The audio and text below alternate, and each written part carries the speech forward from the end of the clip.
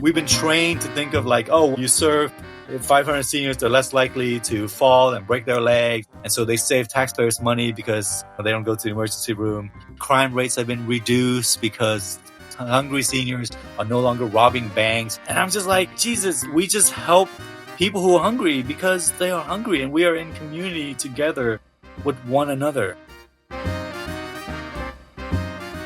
Hey everyone, it's Hildy, and this is the Creating the Future podcast. I'm glad you've joined us here today. This is a place for us to explore what really creates social change.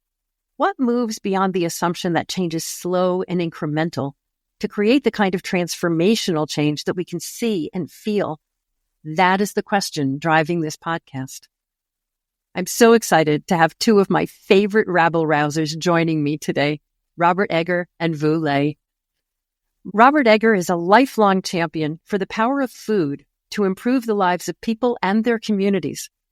Robert has been the force behind the whole community kitchen movement, having founded the DC Central Kitchen, the Campus Kitchen Project, the LA Kitchen, and been a founding board member of the World Central Kitchen, the group that heads into crisis areas to ensure folks in those desperate situations have food. As for Vu Le, Vu writes the blog Nonprofit AF, where he uses a combination of humor, biting criticism, and a father's love to encourage change leaders to do better at creating a world that works for all of us. Vu founded and led the Seattle-based RVC, an organization focused on supporting leaders and organizations of color. He also helped found the Community-Centric Fundraising movement, which aims to ground fundraising in equity and justice. And full disclosure, Vu is also an active member of Creating the Future's board of directors. Robert and Vu have both been vocal over the years, both in their criticism and their cheerleading for the work of nonprofits as it relates to creating social change. And so it is my pleasure to welcome Robert Egger and Vu Le to the podcast today.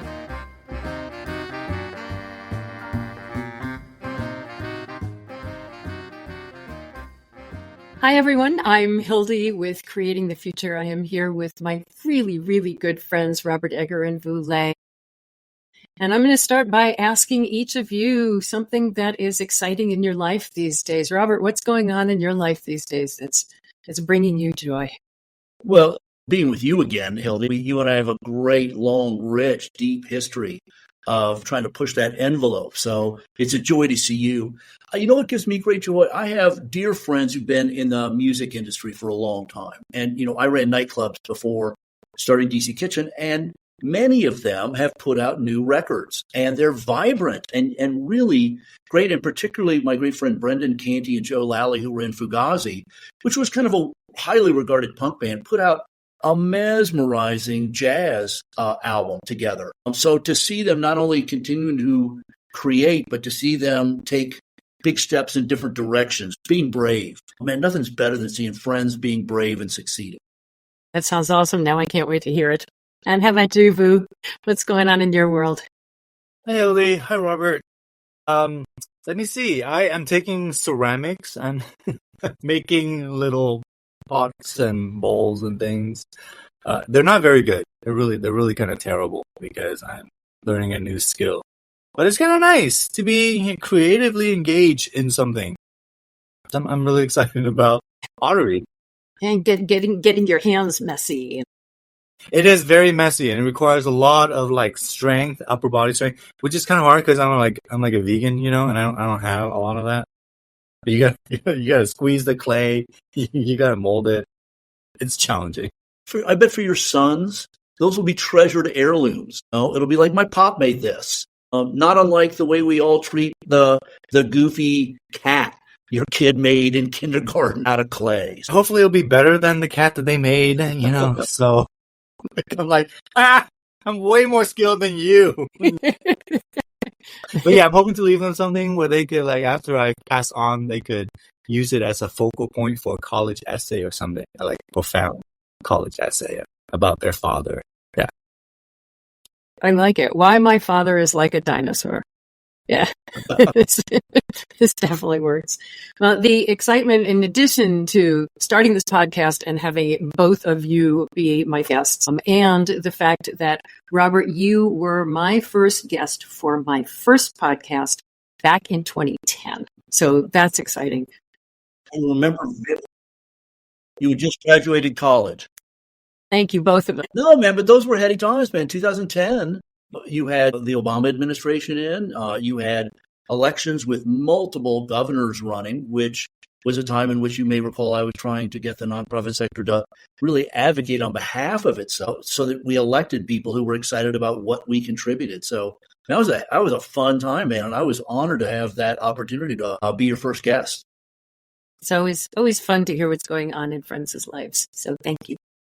We are going to kick off with the question that I love, which is when you guys see change happening, and I know both of you are students of change. When you see change happening, what do you see undergirding that change? What are the factors that you see leading to change? Whoever wants to jump in. Robert.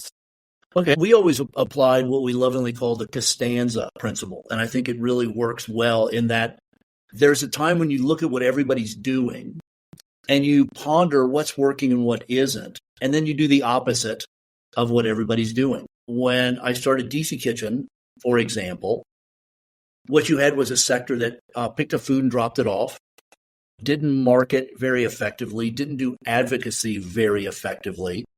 And I was very frustrated by what I encountered as a volunteer who was trying to do something a little bit more profound with food. So my attitude was, I'm just going to do the opposite. I'm not going to give food away. I'm going to use it to train people for jobs. I'm not going to trust the economy. I'm going to create jobs for people. We're going to earn our own money, so we're not going to have to scrape and bow to foundations as much, which gives us the ability to be a lot more vocal politically. So again, that idea sometimes of just stopping and really saying, if this isn't working, maybe trying something new is the obvious thing, but literally trying the opposite, I think, has some real validity to it. There's so much of what is going on in the world right now that I am watching movements and change advocates are actually doing. They're jumping in to do the opposite of what we're told. Yeah, I think about all the students at all these campuses who have been supporting Palestine and having their encampments to try to get their universities to divest from supporting Israel. And I think that's kind of what it takes for change. Oftentimes is this collective anger.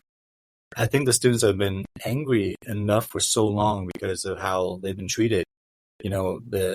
The U.S. government has been not serious at all about addressing school shooting or climate or any of these horrific economic disparities. And I think it's been culminating in this and everything that's been happening here. And I think it's inspiring. And we should be taking some cues from this. Because if we think about a lot of the movements in the past, like with apartheid, with Vietnam, it's a lot of these student-led movements that have been leading change, and I'm really inspired by it. It's really interesting. If we go back and look at the history, we in the nonprofit sector think we are, quote, about social change, but change really happens from movements. Change happens from people. Yeah. Yeah. Sorry, Robert. Go ahead. Well, I just think sadly you can make a case. When I was young, man, I had somebody in a shelter was delivering food, asking me what I was trying to accomplish. And he basically said, you have a choice in life. You can be an agent of the people or a tool of the man. And I laughed at the kind of simplicity of it. But I mean, literally, as I started to stew on it, I really, really fixated on that idea of how do you become an agent of the people versus a tool of the man. And of course, based on the false knowledge that we're an independent sector, we are far from independent. We are completely subservient to corporate and corporate philanthropy and foundations. So that idea of, and I really want to riff here for just 1 second, because being born in 1958 and being 65 now, I really had a front row to a lot of these things, even as a child. But one of the things the movements had was music. And I know like Macklemore put out a song this morning, if I'm not mistaken, about Columbia. But like it was just the anniversary of Kent State. And all of us of a certain generation viscerally remember the song Ohio and how fucking rad that was to have an anthem, to have something that really united us. The Clash used to say, let fury have the hour, anger can be power if you know how to use it. And I think that's the struggle for many of my generation, is trying to imagine what's the alternative for young people besides anger. And you've seen it with particularly the gun movement and the young people who've come out of these school shootings that have tried desperately to elect people who will legislate some gun safety. And I think for many of them, it's like that hasn't worked. So to Vu's point, I think they're just up, their backs are up against the wall and they're reacting just viscerally to this wrong that they see. I think it's really interesting. I've always thought about what you said about movements, Hildy, when you were writing about it, like sort of like the rise of movements. Maybe we need to kind of shift away from organization-based work, because I think maybe in some ways we've entrenched ourselves and sometimes we've become part of the problem. I start to wonder about this. I think maybe we need to have some sort of existential crisis in the sector where we need to confront the fact that a lot of the stuff we're doing is in some ways just charity washing and conscience laundering for the inequities that are out there. And it makes it worse in some case, right? Because it gives people this like false sense that something is actually happening. I see large companies, for example, donating some money to nonprofits, and then they get praise for doing that instead of what they should be doing, which is like paying their fair share of taxes and not exploiting or paying their employees. Yeah, exactly. Exploiting their workers. So then we're like that. And it's just been alarming over the past few years, just how I think many of us have been pushing against this and calling it out. And the biggest pushback that we get is like not from like people who are on the opposite end of the ideological spectrum. It's like people on our own side, other fundraising experts and stuff. I've been getting more flack from them than from anyone else, like from people in our own sector, saying like, you shouldn't criticize rich people. You shouldn't criticize these institutions. You should go along with it. What can we do? It's like this very white, moderate line of thinking. We've entrenched ourselves in it. But this is our sector is the feminized part of the American economy. And to my way of thinking, watching the Supreme Court getting packed and watching what the Supreme Court has done should have been a sharp stick in which they said to associations who have refused to engage in a broader discussion about activism or advocacy, no more. We're not going to sit by and think that if we rattle our cup and make enough money in donations, we can right this wrong or we can turn this ship. So to me, that's one of those. The Supreme Court thing to me was Exhibit A of how foolish we've been in our kind of placated sense of we're the independent sector and we do good work. We do, but dudes, we can do so much more. So you mentioned, Robert, I loved that line, being an agent of the people. What does it take to be an agent of the people? What does that look like? Well, that's one of the reasons I always love social enterprise. You make your own money, at least you've got a little bit of an edge. The nonprofit sector keeps growing. And in my opinion, at least, the pool of philanthropy is somewhat stagnant. It's not growing with the same level of the sector. I've said this a couple of times recently, in fact, gone back to the math I did 20 years ago when I wrote Begging for Change, that the nonprofit sector in D.C., Washington, D.C., there were 26,000 nonprofits. And if the average wage of a CEO was $50,000, that's $1.2 billion just to pay the CEO salaries. That's a lot of dough to come out of a town vis-a-vis philanthropy. So that idea of this many nonprofits slugging it out, I think social enterprise is, I've referred to it as economic Buddhism, the middle path between .com and .org. But for those who do it, it can be a way that you can pay your team better and I think bring in I won't say better people, but I think keep people from starving, while they fight the good fight. You could potentially hire an advocate or work with a variety of other nonprofits to maybe pool your assets and hire an advocate that will represent you collectively at the State House. So those are the kind of things that I think at least gave me a little bit more freedom than many have. What do you see, Vu? I think that's interesting. I think this might be where Robert and I may diverge in our opinions a bit, because I think social enterprise can be very good, and there's certainly some amazing ones. Over here in Seattle, we have cafes that are hiring people experiencing homelessness, single mothers, etc., and providing them with employment and things. So they can be really helpful. I guess I'm just a little skeptical when people are like, social enterprise would solve things and nonprofits need to do more, earn revenues. I'm not so sure that I really buy into that, because I feel like in some ways it doesn't always often work, for a lot of folks. I'm also thinking that maybe, with capitalism being a cause for many of the issues we're trying to solve, and using the principles of capitalism to try to solve these same issues caused by capitalism, is something that I'm a bit skeptical about. And even like the ones that do have social enterprise, I mean, they still rely on a lot of funding from others. So I'm not so sure it's like a panacea for things. I guess I would lean more towards like really ensuring that rich people and corporations are paying their fair share of taxes. And what does it take to do that? So we know it's a problem, and we know that if we leave that problem to the politicians, that nothing has happened. So what does it take to get that happening? Well, I think it can't just be any government. It needs to be a representative government. And right now it's not. It's like mostly rich white dudes who cling on to power. So I think that we have to get like more progressive, like women of color to run. And I think once the government looks like the community and is invested in the community, because it's part of the community, instead of like people who are sort of peripheral to the community, who live on the edge in their gated communities or whatever, then I think that we can actually have some of these things that we need.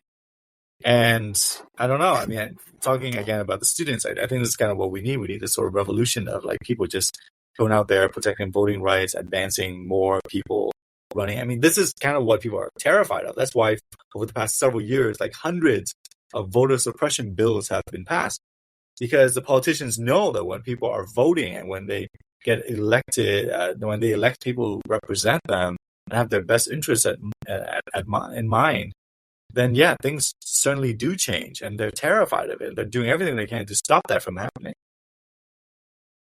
Build a little bridge over to Vu here about, again, I want to go back for a second to social enterprise, because my take on it was not one individual programs earning money, even though, again, there is a validity to that.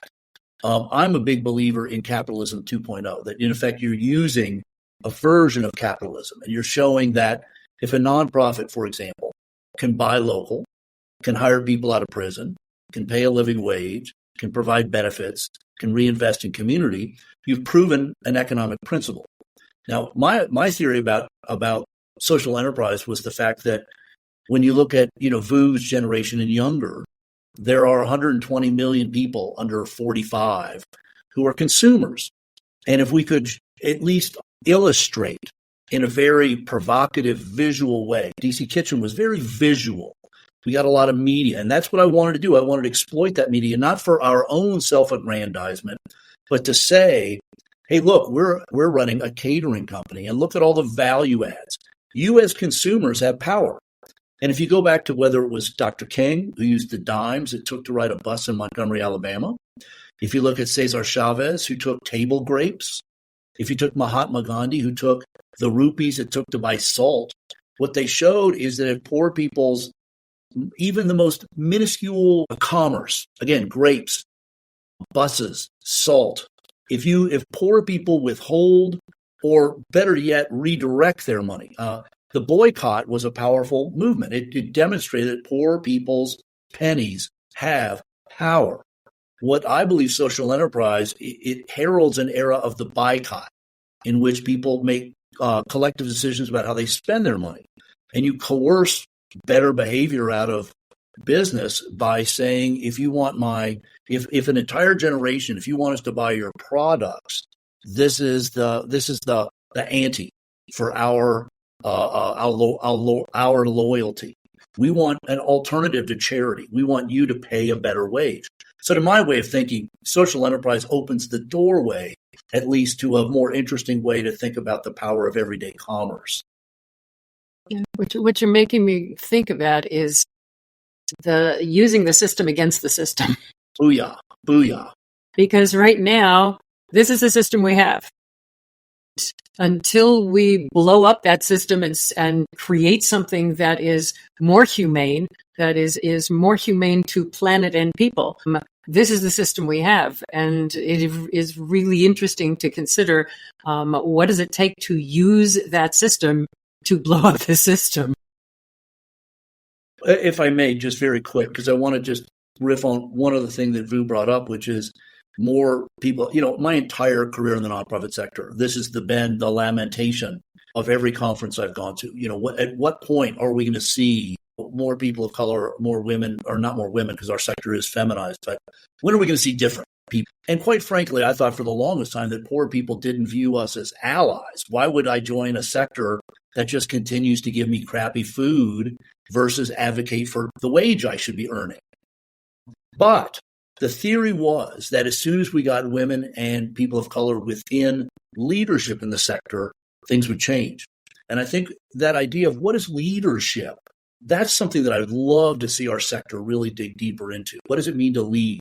The old model was, I get the parking spot out front, I get the biggest paycheck, I leave early, all those things. And that was a big part of my ongoing experiment, was how can I challenge those in my own work?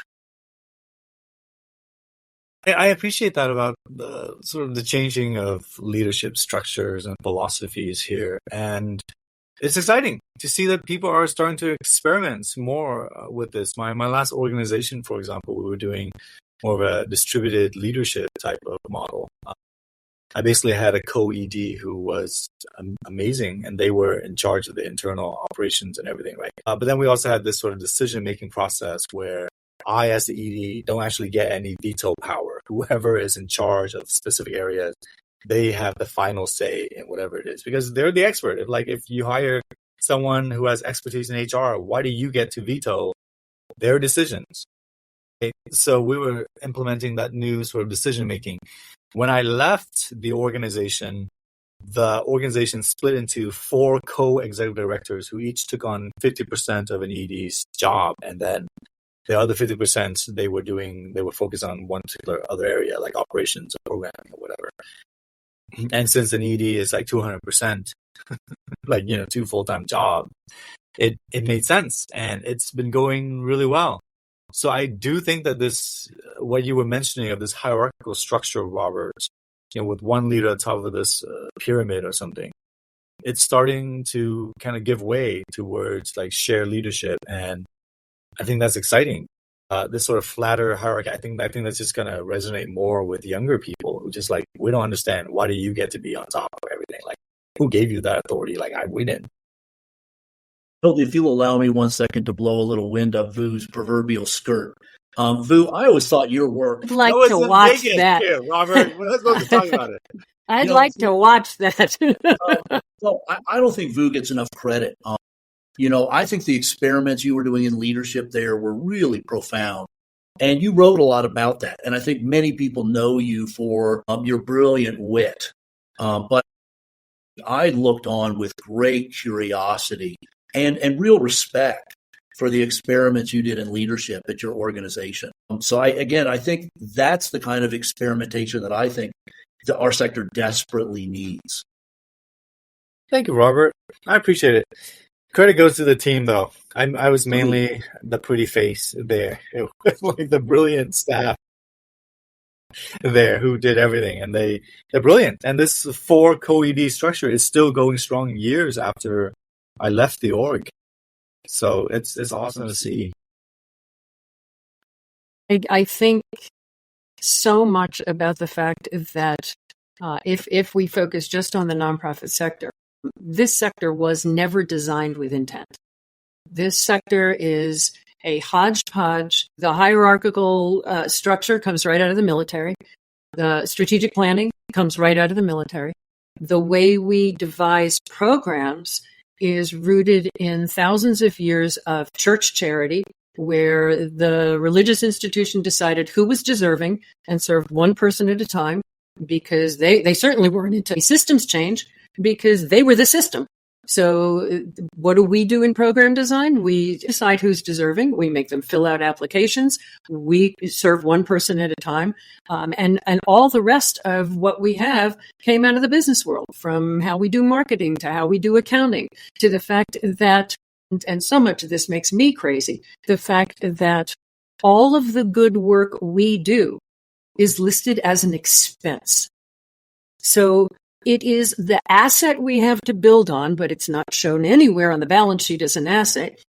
It is only listed as an expense. And all of the stuff that we actually rely upon, the in-kind gifts of space, and of somebody donating a van, and of volunteers working 40 hours a week, it shows up nowhere. It shows up nowhere because our accounting model is a business model. And so all of these structures that we keep fighting against every single day in this Sisyphean struggle to push that rock up the hill, all of those structures, military, business, and church, came out of power and privilege. And we are somehow expected to dismantle power and privilege using the tools of power and privilege. And the degree to which I see conflict of interest inherent in every aspect of the work that we do. It's a big part for me of where I see the frustration coming from, is that we're pushing that rock up the hill because that rock was never intended to come down the hill. I agree completely. But if you look at all three of those structures, they're run by men. I've spent 20 years speaking around our sector, trying different tactics to get the sector to maybe stop for a second and say, whoa, he's got a point. And I've tried lots of clever little things, but the last one that I really rode for a while because I felt it was a revelation was the fact that I believe our sector's independence, our liberation, is the last giant step for women. I've said this is the feminized part of the American economy. 70% of our sector is led by, founded by, volunteered by, driven by women. And all the rules were designed to say, as long as you shut up and feed the poor, as long as you are meek and quiet and you behave, you'll get a little grant. And, the point I've tried to make for a while is that we are now the third biggest employer in America, and you cannot make profit without our work. But we don't have the access to capital or the political power. And we've been told overtly after Citizens United, corporations have First Amendment political rights akin to the individual, but nonprofits don't. Man, I'm a big F that guy when it comes. Now, again, it doesn't mean that our sector wouldn't or couldn't be polluted by politics. But for heaven's sakes, for us to sit out here collectively and try and charity our way out of some of these issues when we should have equal access to all of the resources that America could bring to bear. But that really does take electing a generation who doesn't view us as charitable do-gooders, but really that view us as part of a bold new economic vision that puts for-profit and nonprofit on the same level. So then what does it take? What needs to be in place for that shift? There's got to be a collective moment. How can we be involved and still respect the current line of demarcation between what nonprofits can or can't do? That doesn't mean, for example, I'll give you one of my favorites is Twitter, or X, allows you to self-identify I am Robert Egger. I am the president of this nonprofit, but this is my personal account on X. I can self-identify as a nonprofit leader, but I'm not jeopardizing my nonprofit status if I tweet or whatever you call it now that it's X.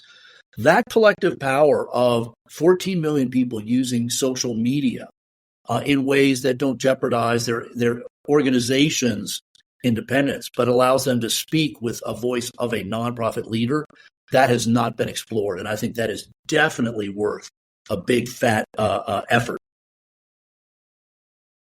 That's interesting, Robert. I do agree that we need to engage with politics more. We've been terrified of it. Funders have been underfunding 501c4s. They prevent 501c3s from doing advocacy work. I mean, literally, funders are like, you can't use this money for lobbying or advocacy work, even though nonprofits can spend up to 10% of their budgets to do precisely advocacy work.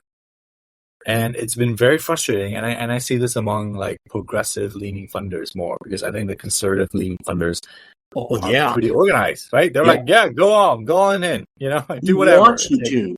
Right, exactly. And that's how they've been so effective. Exactly. Right? Another area that you and I may not always agree with is about like whether 501c3 should be able to endorse political candidates, which right now they can't. But I am firmly in the belief that we should have more 501c4s who are completely fine with endorsed political candidates, and they should be funded more, for sure. The other thing is, I guess I'm just afraid, I'm not opposed to nonprofits being political, like 501c3s being like fully political, like if we repeal the Johnson Amendment or whatever. I think the problem is that we have been so squeamish about being engaged that the other side would immediately weaponize this and be so far advanced. It's kind of like you're a cook, like you have like a cooking competition. I watch a lot of TV. Like this is a lot of cooking competitions, right? And you have like two teams that are cooking, and like one team is really all in on cooking, and you decide to throw them a new tool, like an immersion circulator. And it's like a brand new gadget that's really cool. Well, yeah, one team that's really into cooking is going to use that very effectively. The other team doesn't even believe they should be cooking. They're not going to do anything. They're just going to waste this gadget. Like, this is what happens. I think if we allow 501c3s to endorse political candidates or whatever, then what will happen is that the conservative organizations will totally use that even more effectively, because they've been so effective over the past several decades, even without that tool. And I just feel like we're still going to be wishy-washy about it. We're still going to just like, nah, we're just not, this is not our place, blah, blah. We're above the fray or whatever. So I don't know. The political engagement, I do think progressive funders need to start funding, organizing a lot more. And we need to organize more, for sure. For your listeners, Hildy, I think it was in the early 2000s. I don't know whether it's Urban Institute or somebody else, but they did a study basically saying what Vu just said is, that conservative leaning foundations give multi-year grants, and they give people all the tools they need to go out and roar. Whereas progressives tend to give you nickels and dimes and make you come back and again say, here are the rules that you must play by. And I think what you've seen, in fact, it's interesting, Vu, because as you probably know, there were churches in the early maybe 2010, 11, 12, that were trying to bait the IRS into challenging them. They wanted to go full in on the Johnson Amendment. And the IRS was like, we don't want to do this because we're completely unprepared for the mayhem. Again, you have to understand, the Johnson Amendment wasn't enacted to protect us from politics. It was enacted to protect politics from us. And we have stayed in this box. And for your listeners, I would just add the Johnson Amendment, we've tossed this around, was brought in 1954, 56, I should know. But basically, Lyndon Johnson, without hearing or testimony, in the dead of night, entered a little rider on a bill that said nonprofits cannot be involved in partisan politics. They cannot endorse. It just coincidentally happened less than 40 days from Brown versus the Board of Education, where the NAACP, a nonprofit, worked with a Kansas-based church, a nonprofit, and they were organizing African Americans within the church for their voting rights. I've always believed that Johnson leading the Southern Dixiecrats was basically realizing that if the NAACP was allowed to use nonprofit churches to organize African Americans to vote, their grip on politics of the South was going to rapidly erode. And so this was a desperate attempt to stop the tide. And I wish we explored sometimes the roots of our segregation from politics, so we understood maybe how it came about and why it might not be as sacrosanct as we've been told. The thought that's occurring to me, and if you want to talk about sacrosanct and heresy, that the only carrot that is dangled and the only stranglehold that the system has on us is tax exemption. In exchange for tax exemption, you will not fill in the blank. You will not do this, you will not do that, and you will not advocate for change in the government. There's this little part of me that says, okay, so what if that went away? So what if tax exemption went away? So much changes if tax exemption goes away. The way foundations operate, the way DAFs operate, the way we consider money, period. And the fact that in this capitalist society, money goes so hand in hand with our ability to create social change. And when change does happen, getting back to that beautiful phrase of the agent of the people, when change does happen, as we were talking earlier, it's movements that create the change. There's just something in me that says, okay, so if tax exemption went away, what does that lead to? What does that make possible for this whole sector, which would have to be completely redesigned because we are built around money and tax exemption and all of that dependency that creates? But there's just something in my brain that says, ooh, this would be fun to play with. I agree. It's an interesting supposition, but I would make sure the audience who's hearing us today understands that corporate America gets far more in tax benefits than we ever dream of. We get, I think, it's closing in on $1 billion a year that people give to charity, or $100 billion. I mean, it's a lot of dough that gets given by Americans to charity, but the amount of corporate welfare in America is so much greater. So the illusion that we have some kind of super benefit, I think it's just another one of these ridiculous transparent canards. I would be interested, for example, the only groups that are actually doing political work are churches, quite honestly.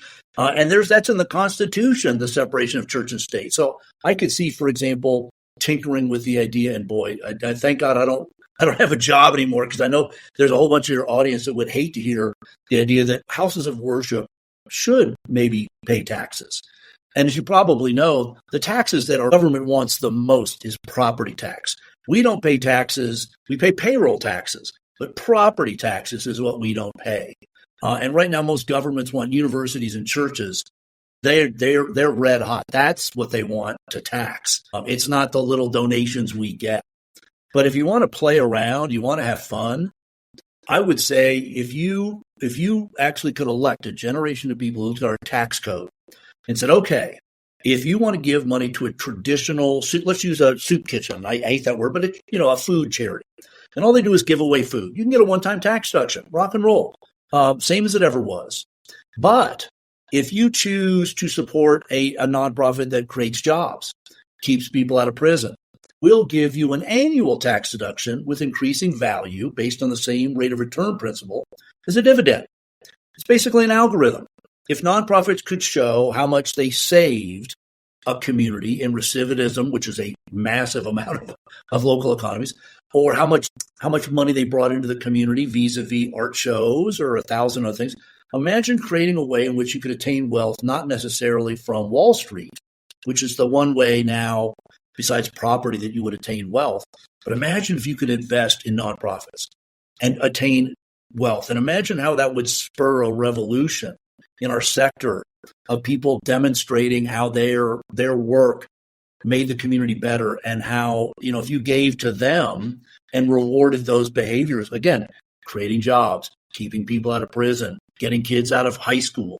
There's a million different ways in which that could spur a revolution. And all it takes is somebody who would be willing to look at the tax code a little differently. I know, Vu, you've been talking about just how people pay their taxes forever. What I do appreciate about Robert is that you do bring up some perspectives that I oftentimes don't really consider. I don't always agree with. And that's why it keeps our friendship spicy. It's great. I agree. And what I do love about your perspective is like bringing this economic, like what you say is like there is no profit without non-profit, which is a refrain that you say all the time, which I love. And I do think there needs to be more appreciation from the for-profit side on what nonprofits bring and the strengths that we bring to the economy, right? That's something that you always bring up. I appreciate this sort of approach of being able to demonstrate our economic impacts. And at the same time, I'm trying to figure out how we can balance that with like the intrinsic value of the individual, because I feel like over the past several years, we've turned people in some ways into economic units, where it's kind of like, oh, well, if you help this one kid, then it's going to lead to this many economic. And I'm just like, can we just help the kid because it's the right thing to do? You know, it's like kids just deserve to be helped. Old people deserve to have good meals, you know?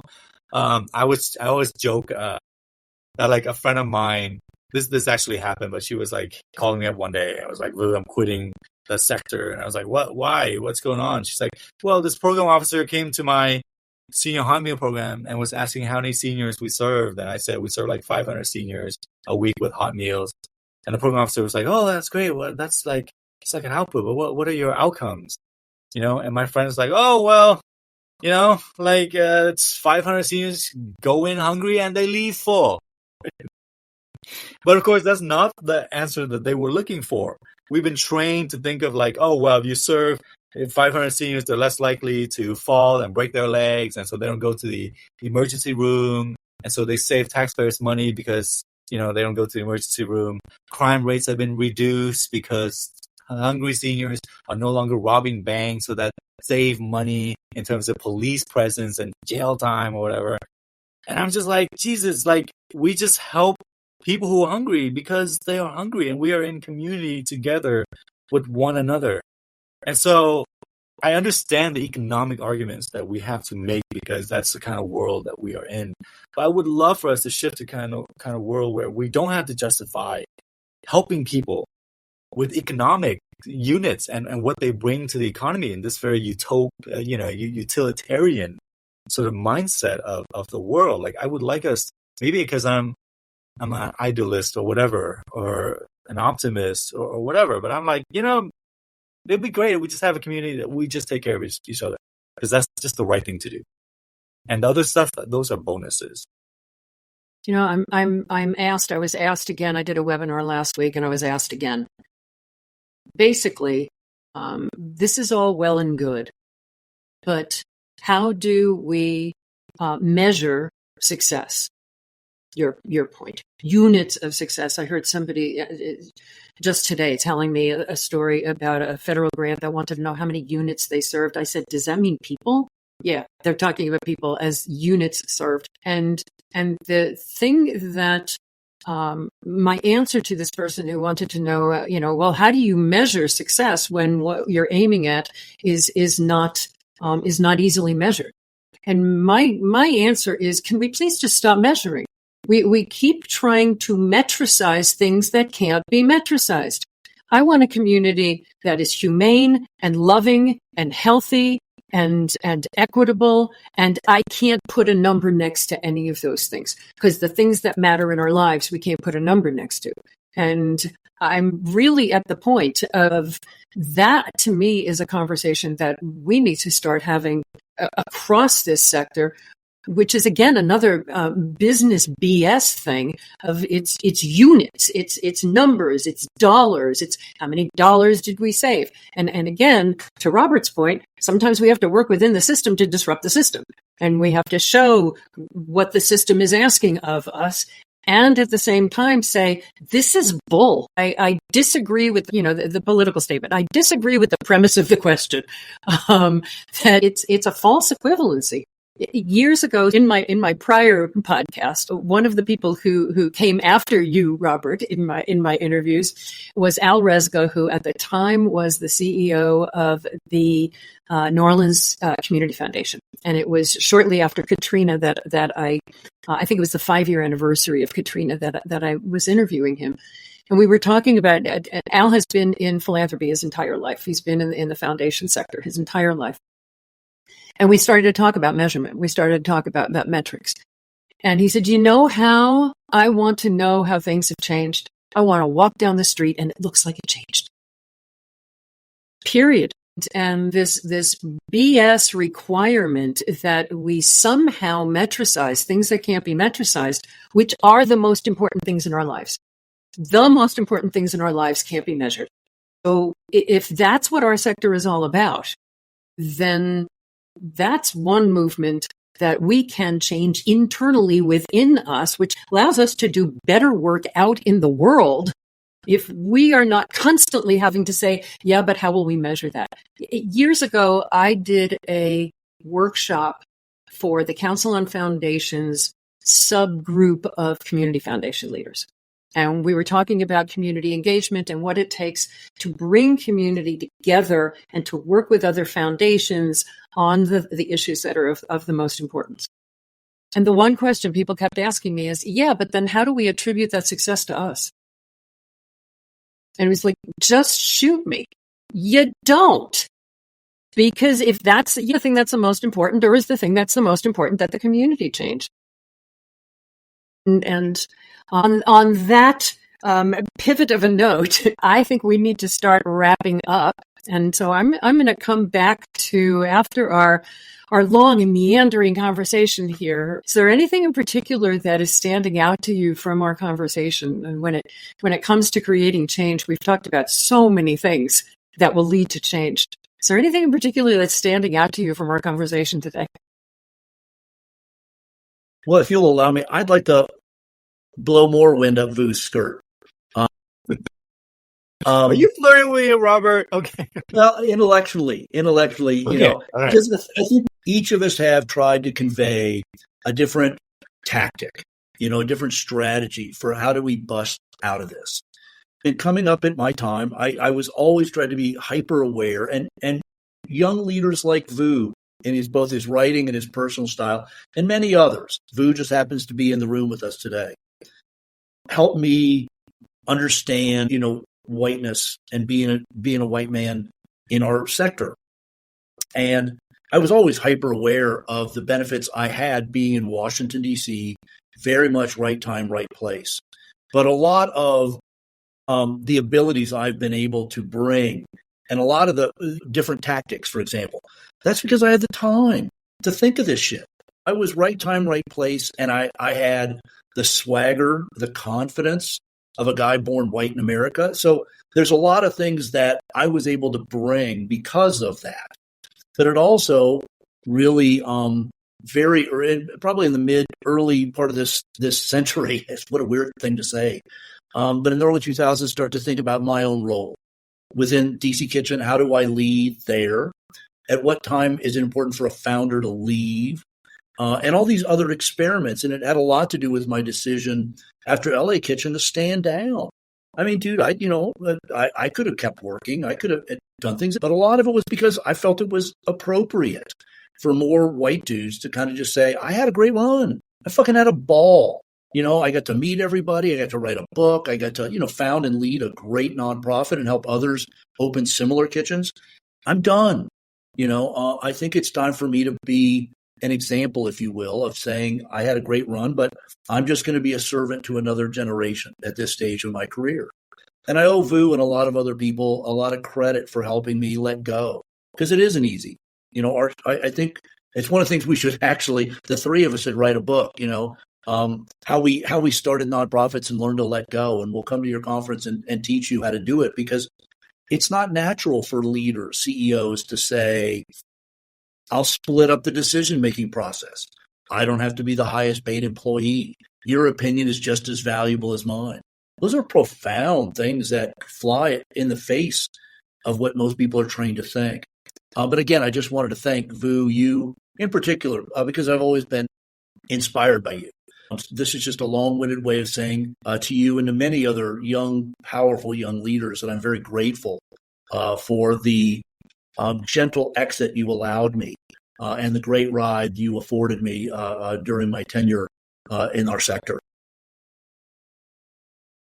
Thank you, Robert. I really appreciate that. And I've been learning a lot from you and from our conversations over the past few years, from both of you, actually. It's really shaped the way that I've been thinking and doing things. You're sort of letting go. I remember one of our conversations we had a while ago, and I think it was maybe, I don't know, Philly or Denver or somewhere where we ran into each other. And you were mentioning the same thing, which is like, yeah, my role now is to support kind of younger leaders. And that's always stuck with me because I'm like, I'm also getting on in age. I mean, look at this white hair. I'm like, I want to be gracious like Robert as I kind of thinking about the next generation of leaders because I am old now and I would like to make pottery and not to do with stuff. Yeah. And so I always appreciate your perspective, Robert, and I'll be joining you in the old people leaders, servant leaders club soon. Hildy, just going back to your question, which is like, what do we do? What stuck out is, I think, again, going back to the students at Columbia and other places, we need to take lead from the anger, the righteous anger that's swelling up. We could be the people trying to repress this by adding snipers onto the roof or whatever and sniping at students trying to fight against genocide, or we can join them. And that's kind of where we should be. And I feel like there's already been lots of roadmaps for this, and they are created and well traversed by conservative movements. And we just need to kind of follow them, but like with our own progressive values. So I don't know. We need to just like go out there, be more political. We need to advocate more. We need to get more people elected who look like the community. We need to like reverse Citizens United. Sorry, Robert. Like I think for-profits just stay out of politics. If we could do that, I'd be down. I'd be down for that. Right, and we got to change the tax code. And I don't know. I mean, and also there's exciting things happening. I don't want us to dismiss that because it can get very hopeless and depressing otherwise. But there's awesome experimentation going on in the sector. There's some good things that are happening. There's more funders thinking about reparation, returning stolen indigenous land, making reparation for slavery. There's just more funders examining the roots of their wealth. There's more individual donors doing that. And I think it is really exciting. And I don't want us to be so mired in just the awfulness of the world because it is. It's really awful. It's really awful. But I take hope from the people who are organizing and the folks who are relentlessly out there trying to make change happen despite just the endless headwind. And we join them. That's what we do. Awesome. The thing that's striking me from everything that we've talked about is the deep need for systems change within the sector. We keep pointing to systems change out there in the world, the deep need for systems change within the sector, and that's going to be about the people. It's not going to be about the structures. It's not going to be about the taxes. It's going to be about the people themselves making it happen. And that's just so clear in everything that we've talked about is at every point that it's not just going to be about what nonprofits do. It's going to be about what people do in communities and what is our role in facilitating that. We've so much been taught that our organization, each and every one of our organizations, is the center of the universe. And we forget that we are a teeny, teeny, tiny piece in a universe that is our communities. And that's where change is going to happen. How can we serve as facilitators rather than thinking of ourselves as leading a movement? What if instead we're just helping the people who are already out there trying to fight the good fight? Right on. Thank you both so much for joining me, and I look forward to having you all back, and we can solve all the rest of it. Right on. Thank you. Thanks, Robert.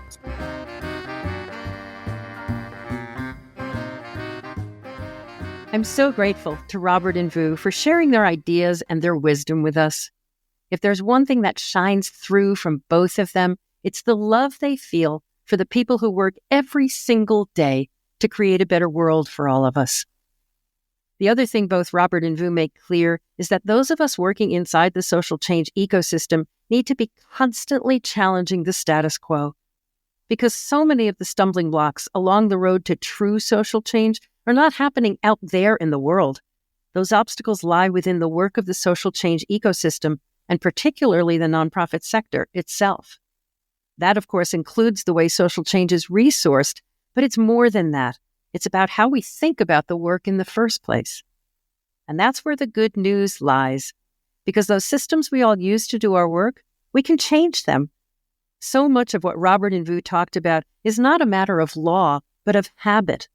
And I'm so grateful for the work they're both doing to make those habits visible so that we can make the necessary changes towards a more humane, equitable, and loving world.